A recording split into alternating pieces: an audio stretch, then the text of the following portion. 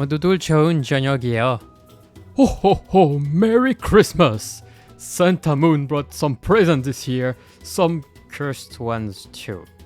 I shouldn't try to calculate the present's value, but well, it's not that much of a Christmas present anyway.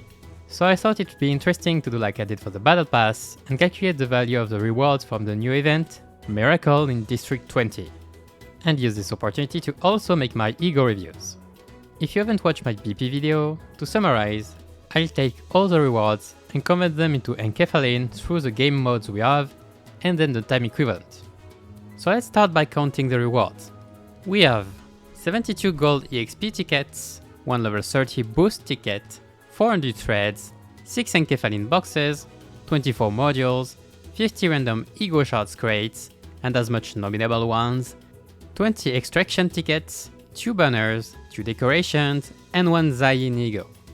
That's quite a bit. Not as much as a full BP obviously, but still nice value. This analysis will be a global analysis for most events too, as the previous C event had almost the same rewards, just a few very small changes, and obviously one more 2 stars ID. The Hell's Chicken event had a few more rewards, especially on EXP, enkephalin boxes and a few crates, but the grind was also more tedious. Now let's get to the analysis. First, the EXP part. 72 gold EXP tickets make for 72k EXP, to which we add the level 30 ticket, which from level 1 is the 36,404 EXP equivalent. If we round it down to 36k and add it, we get 108,000 EXP, which is very convenient, because this is the exact equivalent of 10 EXP extraction from level 38 stages. So we got 3 modules per stage, so 30 modules, 600 enkephalin, or 60 hours. Next, threads. Funnily enough, we get more of those in events than in the BP, but the BP gives out way more shards, so it largely compensates. So we got 400 threads. Taking a level 40 excavation pass with bonus for median reference, we need 34 passes to get at least as much threads, so 136 modules for 2720 enkephalin, or 272 hours. Adding it up with the 6 boxes for 360 enkephalin, and the 24 modules for 480 enkephalin, we already got 4160 enkephalin, or 416 hours. Next, let's do the ego shards. We've got 100 crates total for about 200 shards. Let's already add the ego for 400 more shards, so a total of 600 shards. One hard mirror dungeon with bonuses yields 45 shards for free battle pass, or 135 with paid. Quick math on screen. So you need at least 5 hard MD3 to get 600 shards with paid BP, so 90 modules, or 1800 enkephalin, so 180 hours. For free, you need 14 hard MD3, or 252 modules, 5040 enkephalin, and 504 hours. If we take the opposite way, or normal MD3 without bonuses, since this is the value of bonus added grind, we get 6 to 18 shards per MD3, so respectively 100 or 34 normal MD3, 500 or 170 modules, 10,000 or 3,400 enkephalin, and 1,000 or 340 hours. If we add the previous part, with hard MD3 we get a total of 5,960 enkephalin for paid BP, so 596 hours or about 25 days, and for free BP 9,300 enkephalin, 920 hours, or about 38 days. With the normal MD3 grinding, we have 7,560 enkephalin, 756 hours, or 32 days for paid, and 14,160 enkephalin for free, 1,416 hours, or 59 days. Lastly, extraction tickets and cosmetics can't really be converting into enkephalin, so let's convert them into lunacy instead.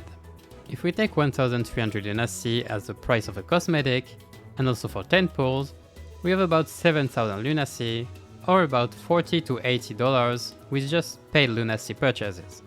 Taking paid 10 pulls for 130 paid lunacy, it becomes 5,460 lunacy, or roughly $30 to $60.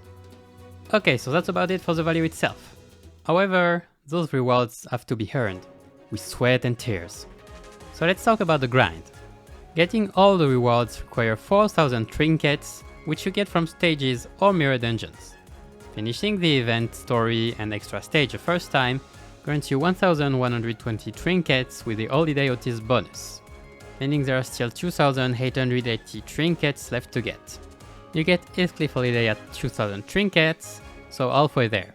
To simplify calculations, I'll take a 50% bonus, considering you get Holiday Outis from the start, either with pools, shards or through support. The last stage grants you 50 trinkets per clear, or 75 with a bonus, and costs 1 module. To get the remaining trinkets, you need to do it 39 times then, so for 39 modules, 780 enkephalin, or 78 hours. Normal MD3 gives you 100 trinkets for a full clear, so 150 with bonuses. This is for 5 modules, and you'd need to do it 20 times. So 100 modules, 2000 enkephalin, and 200 hours. Finally, Hard MD3 rewards you with 200 trinkets, or 300 with bonuses. The cost is 18 modules however, and you need to clear it 10 times, so 180 modules, 3600 enkephalin, or 360 hours. But you can't do this one anyway, since you can claim Hard MD3 rewards only once a week, and you can only get trinkets for 4 weeks, or 4 times. However, assuming you were going to do all of them with bonus anyway, that's about 1200 trinkets less to collect, making it about 1700 left to get elsewhere. That's still around 23 times the extra stage, or 12 normal MD3. I'd say, at least while doing mirror dungeons, you also get starlight and shards, though that's not counting lucky huge trinkets, or the fact that the extra stage also grants 1 silver EXP ticket. But that's it for the event rewards. Now for the ego reviews. This time, PM gave us 2 egos, contrary to the previous events where we also had 2 IDs. Those might come with the other event of the season. Since they doubled the number of side cantos, maybe they divided the featured ID and egos between the 2. But back to this one. We got 2 Suddenly One Holiday egos, a Zain for Heathcliff, and a Hay for Outis. Let's start with the lower graded one. Heathcliff Suddenly One Holiday. And the name speaks for itself, for this ego has the same amazing principle of randomly inflicting some of the 5 primary negative status potency on targets and giving some randomly relevant buffs to random allies on kill, the former also being on corrosion. So RNG is the name of the game. Chapter 2 was a while ago though, a bit late to play roulette, so let's start with the obvious. Unreliable. Not only the on-kill effect is very relevant, but lacking control over the status infliction means it should only be counted as damage as long as you don't get the 1 in 5 chance tremor, always tremor, or sinking on sanity fights, which are more recurrent lately. However, talking about damage, if you manage to get some Gluttony Absolute Resonance, you can inflict some nice additional damage, this also being applied on 2 targets, and power potentially being doubled with passive. This does add up quite a bit. Because yes, this is a 2-slot Zain with a nice roll. The corrosion can even gain 3 against high sanity enemies, also reducing it. So it can be strong on some specific fights, and inflict overall good damage for a Zain and for a 5 cost. But the kicker is the passive. Getting 1 potency infliction or gain in any archetype can get strong really quickly. However, this is pretty conditional. And as much as I'd like to judge the probabilities, what are status effects? The 7 main ones is something like charge status effect. Spiral is this one. What is ammo considered as? Okay, so pretty much, I don't know what actually triggers it. Positive and negative effects can be indicated by yellow or red text respectively, I guess, but I'm not sure if status effects are the neutral ones only. So let's say it's pretty conditional, especially because the enemy needs a positive status, and judge mainly the strengths. It very slightly benefits most IDs, but especially Sieve and Heathcliff for insane rupture inflictions, Sunshower for higher self-sinking infliction, which is half the conditions, Heathcliff for a bit more damage, if ammo is a status effect, or even just charge, and his 2 poise IDs, yes, Heathcliff is a poise ID at Uptide 4, but mainly Pequod for both higher bleed infliction and self-poise. 7 and Harcorp are the only 2 IDs to self-fuel it. So the ego is alright, but has 2 major problems. The first being in competition with Bodysack, an already strong self-buff ego for Heathcliff, the 2000 coins damage dealer, while having double the sanity cost, which is a big deal. And the second is that for general Zain ego use, for blunt and gluttony, well, legitimate exists. So it does have some edge cases, and benefits from synergy with allies who can fulfill its conditions, like Ishmael's Blind Obsession, yes again, or Dawn's Teleport, and has overall a nice usage, but won't be more than this, and can hardly fit most archetypes. So if you manage to fulfill passive conditions, you can have a nice niche ego. For example, I don't know if Mirror Dungeon buffs count as positive effects, but that can ease the conditions a lot. So I'd say 3 out of 5 is fair for Zain. As for Outis' version, well, the suddenly part is on the passives this time. So let's get this one out of the way. Inflicting potency to random enemies without necessarily eating them can be nice, but obviously it's not much, the target is random, and even the status. Not even including the condition to apply positive status effects to other allies, so only a few of our skills can do that. Though this ego fulfills the conditions by itself, and from rough testing, I think each buff application is also one effect application. At worst, it can be a general damage addition, but even then, only a few Outis ID can fulfill the condition. Now as for the ego skills. Awakening rolls decently high for 3 attack weights, even if it's also slightly more costly.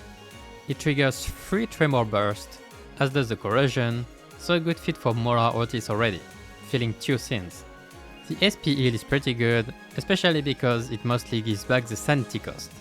However, this also means something wicked, which is that the damage up application after attack before the heal will most likely apply to her as well. But otherwise, it's an okay buff for high resonance turns, no matter the comp, so a good support. The Corrosion is like a powered up version, without the heal, and on minus coin. It rolls higher, has more attack weight, targets lose SP, good for sanity fights, and inflicts more fragilities and damage up, boosting the team burst damage. Plus on tails you get a damage up, but that's only useful if Outis has several slots and relevant on a negative coin ID. However, you also lose 10% HP for some reason. But overall, this ego is a good support for high damage turns and SP heal, the Corrosion potentially enabling powerful bursts. The passive is meh however, and it is in competition with Ebonistan. But I'll still say 4 out of 5. So in conclusion, both good egos, not strong enough to be the meta, but with some usage. And that's the end of this video. Thanks for watching. A shorter one to close the year. Final message, I'll be back next year after a small break, probably with something special. But anyway, see you next time, and keep your sanity high in this slow descent into the inferno.